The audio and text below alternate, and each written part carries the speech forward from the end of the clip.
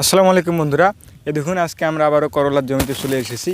আজকে করলার প্রধান কয়েকটি সমস্যার কথা তুলে ধরবো এবং এর সমাধান নিয়ে আলোচনা করব। সেজন্য আপনারা সম্পূর্ণ ভিডিওটি দেখতে থাকুন এবং চ্যানেলে নতুন হয়ে থাকলে অবশ্যই চ্যানেলটিকে সাবস্ক্রাইব করে আমাদের সাথে থাকবেন।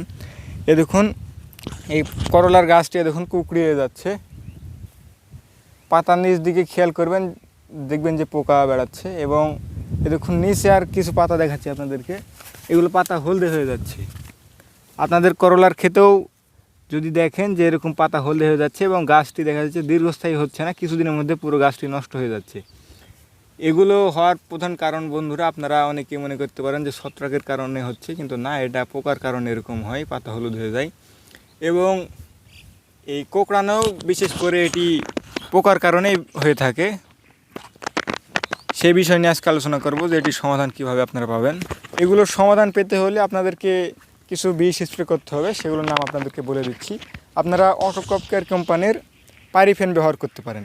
পাইরিফেন এবং সাথে অটোমিডা পাইরিফেন এই দুটি একত্রে করে যদি মিশিয়ে স্প্রে করতে পারেন, তাহলে এই পাতা হলুদ হয়ে যাওয়া এরকম পাতা কুঁকড়ানো, যাদের কোঁকড়ানো রোগ আছে তারা এর সাথে আরেকটি বিষ ব্যবহার করতে হবে।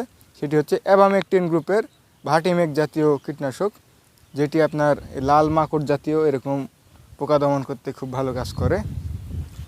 অটোমিডা এটি আপনারা এই 10 গ্রামের প্যাক ব্যবহার করবেন এবং পাইরিফেন 50 মিলির বোতল আপনারা 2 পারে ব্যবহার করবেন। এবং যেটি বললাম অ্যাবামেকটিন গ্রুপের কীটনাশক, এই কীটনাশক এটি আপনারা লিটারে 1 ml হারে ব্যবহার করবেন। এবং এটি ব্যবহার করার পর 2-1 দিন পর আপনারা একটি ভিটামিন ব্যবহার করতে পারবেন, সেটি হচ্ছে আমেরিকান NPKs। সেটি যদি ব্যবহার করেন, আপনার মাথা যদি আগের দেখবেন যে চিকন হয়ে যাচ্ছে, সেটি আর জোর করছে না, এই ভিটামিন যদি ব্যবহার করতে পারেন তাহলে দেখবেন যে এরকম মোটা তাজা হচ্ছে ডগা, সেজন্য ফলন অনেকাংশে বেড়ে যাবে সেটি যদি ব্যবহার করতে পারেন।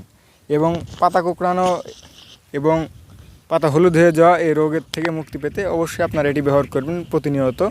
আপনারা প্রথম ব্যবহার করার যদি লেগে যায় আপনার এই রোগটি, তাহলে প্রথম স্প্রে করার 3 থেকে 4 দিন পর আরেকবার স্প্রে করবেন, তারপর থেকে কন্টিনিউ 7 দিন পর ব্যবহার করবেন বা স্প্রে করবেন, তাহলে দেখবেন যে এই রোগ থেকে আপনারা ইনশাল্লাহ মুক্তি পাবেন। আপনারা চ্যানেল যারা নতুন আছেন অবশ্যই চ্যানেলটিকে সাবস্ক্রাইব করে আমাদের সাথে থাকবেন এবং যারা এতক্ষণ সাথে ছিলেন সবাইকে ধন্যবাদ।